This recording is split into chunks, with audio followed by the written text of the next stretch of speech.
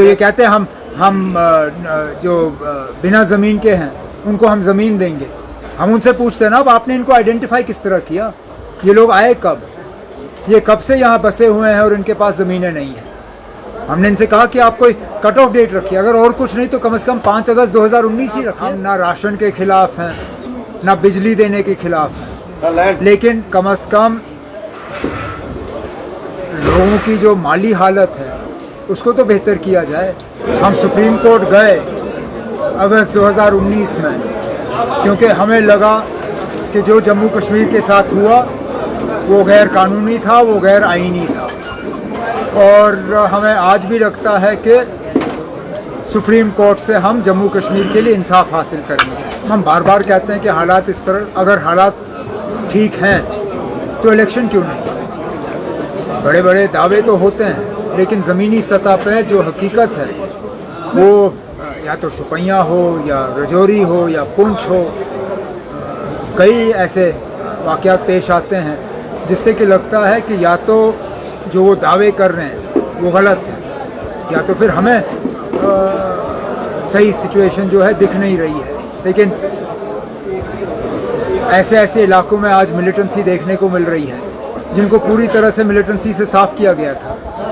ऐसे ऐसे हमले हो रहे हैं जिनका हम भूल ही गए थे कि इस तरह के हमले हो सकते हैं, और ये इन लोगों का एक फेलियर ही मानिए कि इस तरह के वाक़यात जो हैं वो पेश आ रहे हैं। 5 अगस्त 2019 के बाद तो ये इनका लगातार सिलसिला रहा है और हम इन चीज़ों से अब आदी हो गए हैं।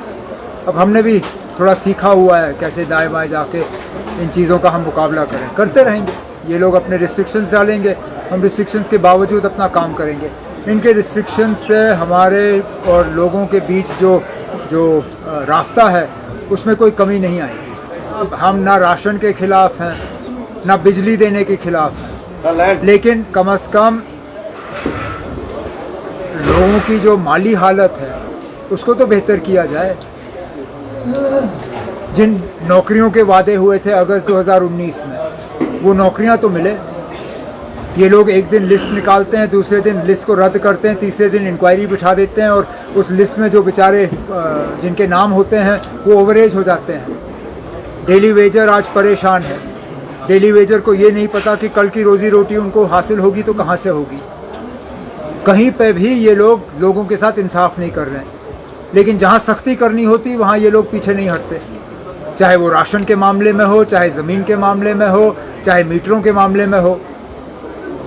मैं मानता हूँ कि हुकूमत को है कभी कभार मुश्किल फ़ैसले लेने होते हैं, लेकिन इस हुकूमत ने सख्त फ़ैसलों के अलावा और कोई फ़ैसला लिया ही नहीं है। इस हुकूमत ने लोगों को कहीं पर भी राहत नहीं दी है। उस चीज़ के हम खिलाफ हैं। अब नॉन स्टेट सब्जेक्ट, इन्होंने स्टेट सब्जेक्ट का दायरा ही बदल दिया। हम तो कहते हैं ना वही तो मुसीबत है। इन्होंने स्टेट सब्जेक्ट का हिसाब किताब ही बदल दिया है। जो ये कहते हैं हम जो बिना ज़मीन के हैं उनको हम ज़मीन देंगे, हम उनसे पूछते हैं ना, अब आपने इनको आइडेंटिफाई किस तरह किया? ये लोग आए कब? ये कब से यहाँ बसे हुए हैं और इनके पास ज़मीनें नहीं हैं? हमने इनसे कहा कि आप कोई कट ऑफ डेट रखिए, अगर और कुछ नहीं तो कम से कम 5 अगस्त 2019 ही रखिए। जो 5 अगस्त 2019 से पहले यहाँ बसे हुए थे, पहले उनको ज़मीन देने की बात करिए, न सिर्फ वो जो कल के आए हुए होंगे और आज ज़मीन पे क्लेम करेंगे। तभी तो जाके जो पहला सवाल आपका था वो यही था ना कि हम सुप्रीम कोर्ट से क्या उम्मीद लगाए बैठे हैं। हम सुप्रीम कोर्ट से उम्मीद लगाए बैठे हैं कि ये सिलसिला रुकेगा और जम्मू कश्मीर के जो बाशिंदे हैं उनको इंसाफ मिलेगा।